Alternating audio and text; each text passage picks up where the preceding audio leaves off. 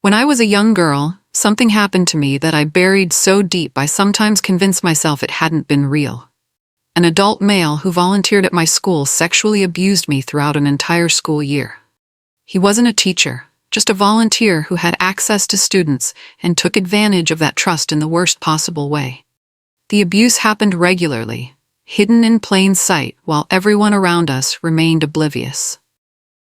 He was careful, manipulative, and knew exactly how to keep a child silent. The threats he made were the kind that haunt you forever.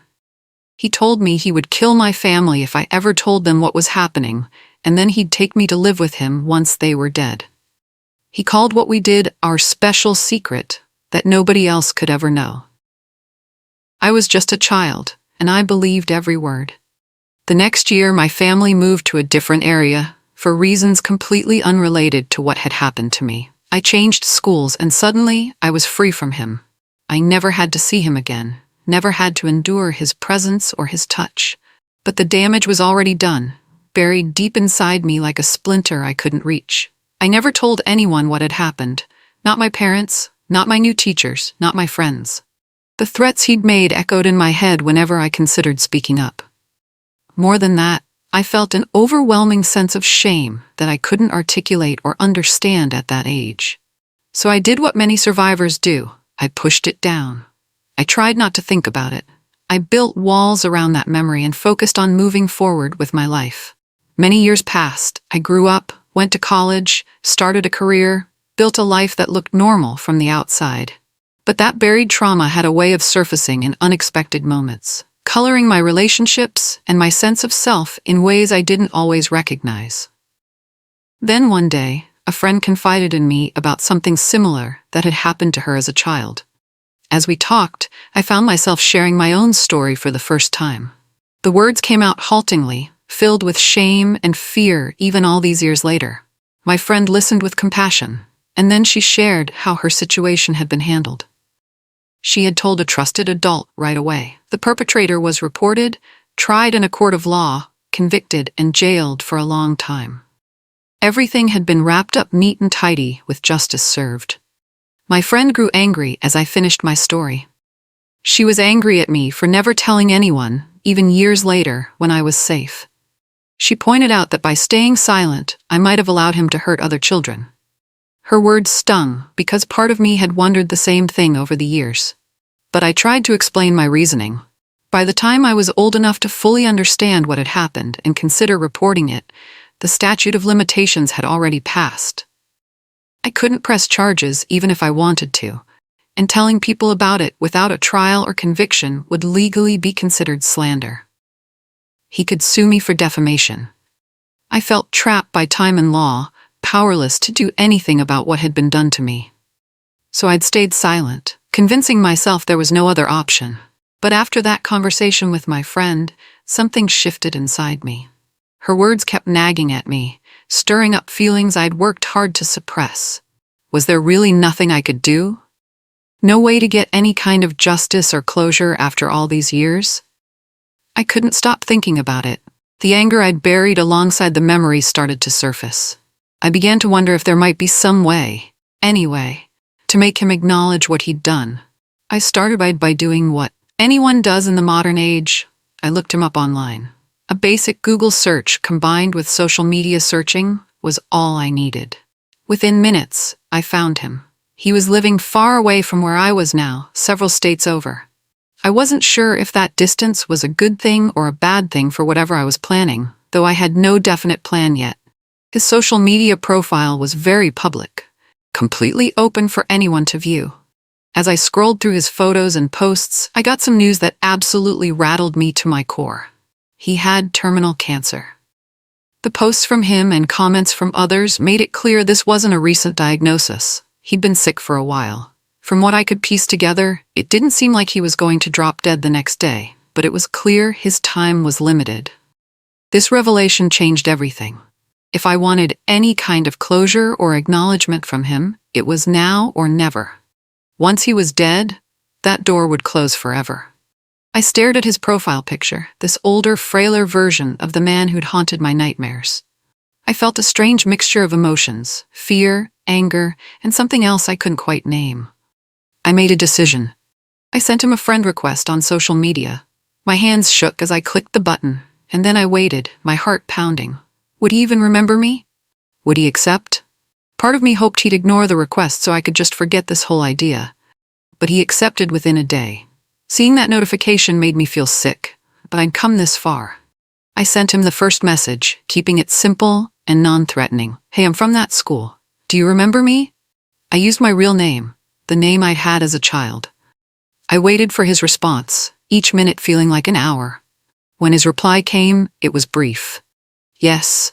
That single word confirmed what I'd suspected. He remembered me. He remembered what he'd done. Now I had to figure out my next move.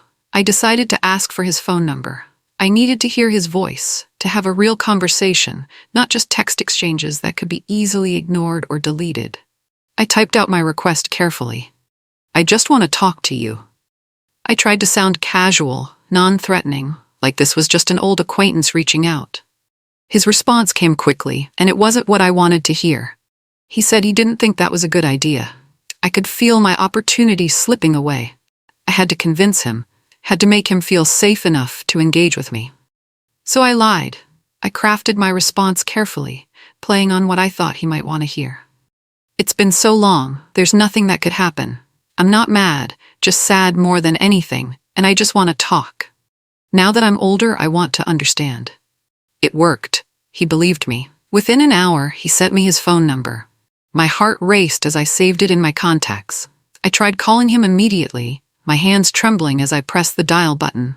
It went straight to voicemail. I hung up without leaving a message, feeling both relieved and frustrated. He sent me a text shortly after, saying he would set up a time for us to talk. He wanted to schedule it, to be prepared.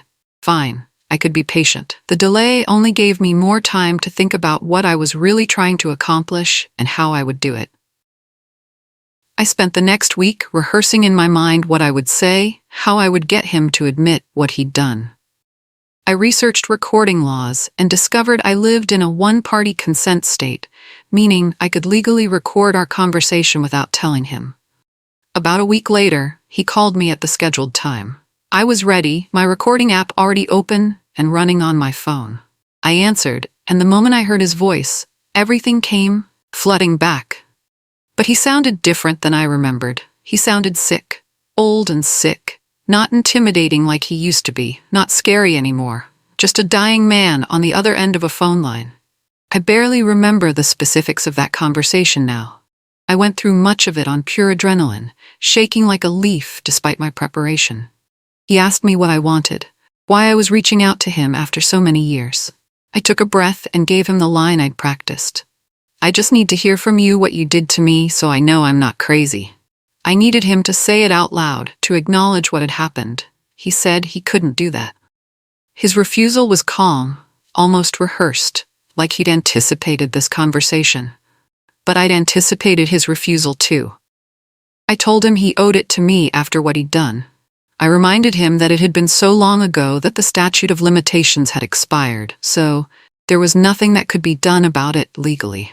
He was safe from prosecution. Then I played what I thought was my trump card. I told him I knew he was dying.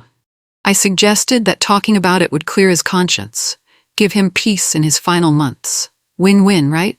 He could die with a clean slate, and I could get closure. But he still said no. His stubbornness frustrated me. I'd come so far, put myself through the trauma of reaching out to him, and he was still protecting himself, still putting his comfort above my need for acknowledgement. So I delivered my bluff. I told him that was a shame, that I'd hoped to get closure from him directly. But since he wouldn't help me, I guessed asking his wife and son, the ones I'd seen all over his social media, would have to be enough. This was a calculated risk on my part. I knew that by telling him this, I was potentially giving him the chance to do preemptive damage control. He could call his wife immediately after we hung up and spin some story about a disturbed person from his past making up lies. If this bluff didn't work, I'd be out of luck. But I was betting on his pride, his desire to control the narrative, and his fear of losing what he had left. The silence on the other end of the line stretched out for what felt like forever. Then finally, he spoke. Fine. he said. He started by saying in a very bland, almost dismissive way that he had been inappropriate with me back then. The word made my blood boil. Inappropriate. Like he'd told an off-color joke or forgotten to use my proper title. That wasn't good enough, not even close. I pushed back, demanded more specific acknowledgement. He tried to dance around it, using vague language and passive constructions that removed his agency. Mistakes were made. Things happened that shouldn't have. I kept pushing and pushing and pushing, refusing to let him hide behind euphemisms. I could hear his breathing getting heavier, could sense his growing discomfort. At one point, I genuinely thought he was going to hang up on me. But he didn't. Finally, after what felt like an eternity of verbal sparring, he admitted it in detail. He said what he had done, used real words, took ownership of his actions. The moment he finished his admission, I felt something shift inside me. I had what I needed. I forced my voice to sound grateful, almost warm. I thanked him and asked if his conscience felt better now that he'd shared this burden. He said yes, that it did feel good to finally acknowledge it. I said that was wonderful, that getting closure was all I'd wanted for both of us. I told him I was glad we'd had this conversation, that it meant a lot to me. Then I hung up before he could say anything else. My hands were still shaking, but now it was with a different kind of energy. I had recorded the entire conversation. I'd verified beforehand that I lived in a one-party consent state, meaning I could legally record phone conversations without the other party's knowledge or permission. I'd also checked his location, and fortunately, he lived in a one-party consent state too. I immediately uploaded the recording to cloud storage, making multiple backup copies. I wasn't going to risk losing this evidence. Then I opened his social media profile again and navigated to his wife's page and his son's page. I sat there for a long time, staring at their photos, crafting the perfect message in my head. I needed to seem concerned, not vindictive. I needed to give them the information in a way that would make them actually listen to the recording. Finally, I typed out my message.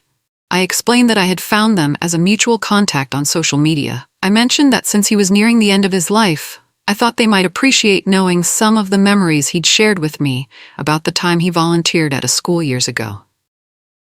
I kept the tone neutral, almost pleasant, and included the link to the recording. I sent the message to both his wife and his son, then immediately closed my laptop. I couldn't keep staring at the screen waiting for responses. I felt drained, emotionally exhausted in a way I hadn't anticipated. The adrenaline that had carried me through the phone call was wearing off, leaving me shaky and uncertain. Had I done the right thing? Would they even listen to it? Would they believe it was real and not somehow fabricated? I tried to go about my normal life, but I found myself constantly checking my messages, looking for any response. Days passed with nothing, then weeks. I never got a reply from his wife. I told myself I hadn't expected one, but truthfully, I was disappointed. I'd wanted some kind of acknowledgement, even if it was just anger directed at me for disrupting their lives. The silence felt like rejection all over again. 3 months passed with no word from anyone. I started to wonder if they'd even listened to the recording, or if they'd dismissed it as some kind of scam or cruel prank. I tried to put it out of my mind and move on with my life. Then, one ordinary day, I received a message notification. It was from his son. My heart pounded as I opened it. The message was long, and as I read through it, I felt a complex swirl of emotions. It turned out he wasn't actually the man's biological son. He was his stepson, and he'd never liked the man from day one. He'd told his mother this repeatedly over the years, saying something just felt off about this guy. But his mother had insisted he was just bitter about his biological father leaving and told him to get over it. Now, reading my message and listening to that recording, he finally understood what that feeling had been. His instincts had been right all along. The stepson apologized to me for what had happened, even though none of it was his fault.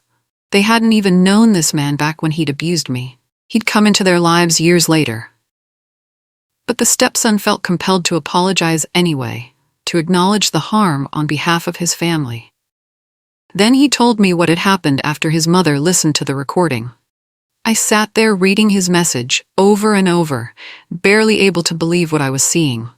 His mother had left the man, just walked out, and the timing couldn't have been more devastating for him. She left while he was dying of cancer. The stepson explained that this man didn't have any family of his own. The stepson, his mother, and his own kids were all the family this man had. They were his entire support system, his whole world. And they had severed ties with him completely. But the stepson wasn't done with his message. He went on to explain details that made the revenge even more complete than I could have imagined.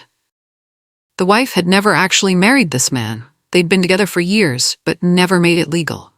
This seemingly minor detail had massive consequences.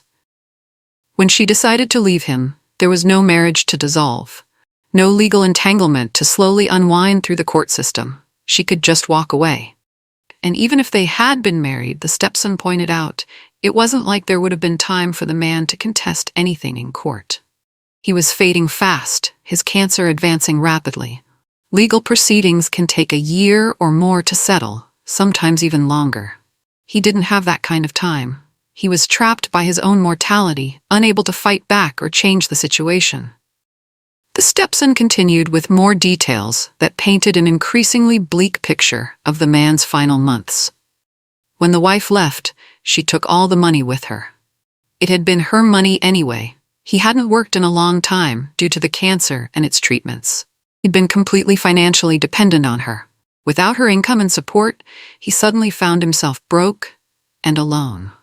But the worst part, the most devastating consequence, was that without her, he no longer had the money to pay for his private health insurance. The expensive care he'd been receiving, the treatments that had been keeping him comfortable, the doctors who knew his case, all of it was gone. He was forced to rely on whatever bare minimum care he could access through state programs. The stepson's message made it clear that this was a dramatic and devastating downgrade in his quality of life during his final days. I thanked the stepson profusely for reaching out and being willing to share all this information with me. Then I asked if he could do me one more favor. I needed to know when it was over, when the man was dead. I needed that final confirmation of closure. The stepson agreed happily, saying he'd contact me as soon as it happened. I felt a weight lift off my shoulders, knowing that someone was going to see this through to the end with me. More months passed. I went about my life with a new sense of lightness, knowing that justice was slowly unfolding far away from me. I didn't have to do anything more. The consequences I'd set in motion were playing out naturally, inexorably, like dominoes falling in slow motion. I wondered sometimes what his last months were like, if he understood that his past had finally caught up with him. Finally, several months later, I got the message I'd been waiting for. The stepson wrote to tell me that the man was dead. But he didn't just tell me he'd died. He told me how and where. The man had died alone in a state hospital, not surrounded by loved ones, not in the comfort of a home or even a nice hospice facility. Alone in an understaffed, underfunded state hospital, where he was just another dying patient among many. There would be no obituary published in any newspaper. The stepson had decided to have him cremated and planned to simply scatter the ashes somewhere. There would be no plot, no headstone, no grave for anyone to visit, no lasting physical proof that this man had ever existed. His entire life would be reduced to ashes, scattered to the wind, forgotten as quickly as they dispersed. It was a fitting end for someone who'd destroyed a child's innocence and spent decades hiding from the consequences. But the stepson had even more to tell me. Apparently, in those final months after his wife and stepfamily left him, the man had spent his dwindling energy trying desperately to get them back. He'd written constant letters to his now ex and her son, page after page of apologies, justifications, pleas, and promises. He'd called them repeatedly, sometimes multiple times a day. He'd sent text after text, email after email, trying every form of communication he could think of. He'd begged them to come back, to give him another chance, to at least visit him as he was dying. He'd promised he would change, would get help, would do whatever they wanted. He'd tried guilt, remorse, anger, bargaining, every emotional manipulation in the book. But neither the wife nor the stepson had responded to any of it. Not once.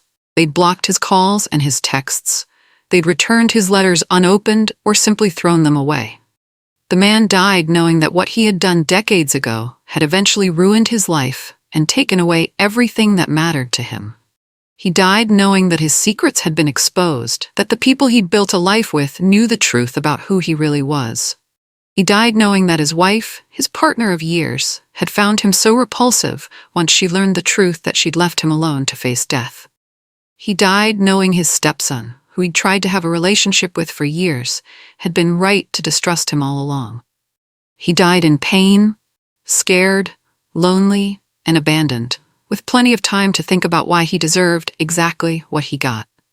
I thought about this often after receiving the news. I imagined him in that state hospital bed, the final weeks and days and hours. I wondered if he felt remorse or just self-pity. I wondered if he understood the direct line between his actions and his fate. In the end, I had to admit that vengeance felt kind of meh. It wasn't the triumphant, satisfying feeling I'd imagined. It was more like closing a book I'd been reading for far too long. The story was over, but I couldn't unread what had already happened. I felt a sense of completion, of having taken what little power I could reclaim. But it didn't erase anything. The abuse had still happened. My childhood innocence was still stolen. The years of silence and shame still existed. I couldn't get any of that back, no matter what happened to him. I always wished that I hadn't believed him back then, that I'd been brave enough or supported enough to tell someone right away. Maybe things would have been different. Maybe I wouldn't have carried this weight for so many years. But I couldn't change the past. All I could do was make peace with it the best way I knew how. And knowing that he died alone, abandoned, stripped of everything that mattered to him because of what he'd done, well, that was something. It wasn't everything, but it was something. And sometimes something is enough.